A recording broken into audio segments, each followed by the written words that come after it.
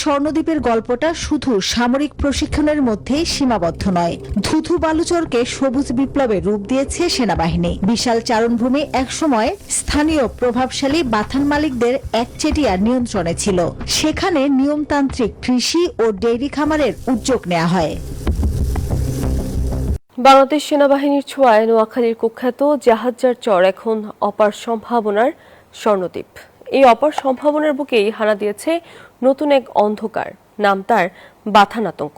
অভিযোগ উঠেছে দাগী অপরাধীরা বাথান মালিক বা রাখালের ছদ্মবেশে আশ্রয় নিয়েছে এই দ্বীপে, আর তাদের পশুপালের নিচে পিষ্ট হচ্ছে নিরীহ ভূমিহীন কৃষকদের হাড় ভাঙা খাটুনির ফসল।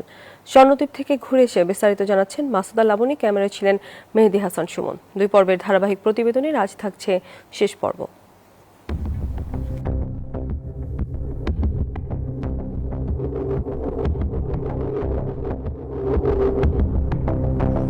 একসময় স্বর্ণদ্বীপে ছিল শুধু উত্তাল মেঘনার গর্জন আর জলদস্যুদের অস্ত্রের ঝনঝনানি। আতঙ্কের এই চরে অভিযান চালাতে পারত না প্রশাসনও।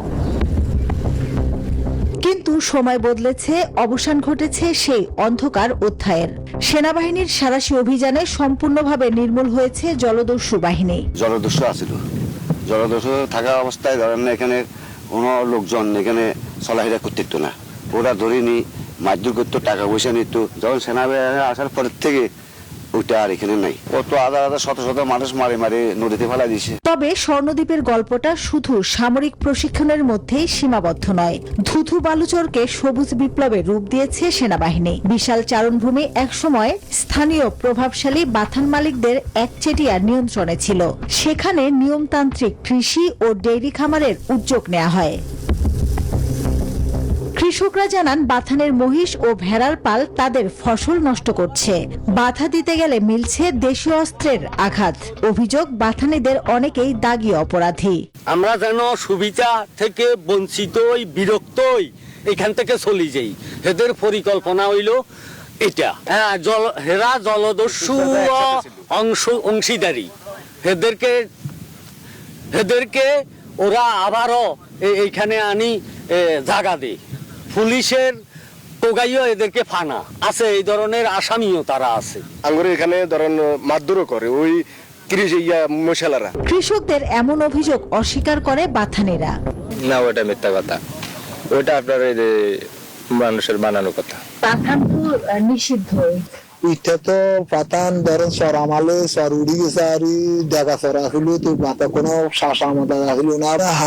আসামি আমরা তো জানি না। না আপনার কৃষকের কে মারবে, এটা হলো মিথ্যা কথা। বসুন্ধরা টিস্যু, অশুদ্ধতার বিরুদ্ধে এক বিন্দুও ছাড় নয়। এই দ্বীপে আনুমানিক 40টি বাথানে বিচরণ করে 15,000 গরু মহিষ ও ভেড়ার পাল। স্থানীয়দের অভিযোগ মালিকরা বাথানে কাজ দেওয়ার নামে মূল ভূখণ্ডের দাগী অপরাধী এবং একসময় কুখ্যাত জলদস্যুদের আশ্রয় দিচ্ছে।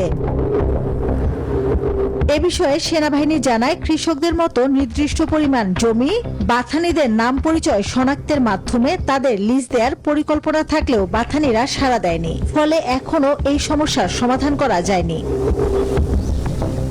মাসুদা লাবণী, নিউজ 24, স্বর্ণদ্বীপ, নোয়াখালী।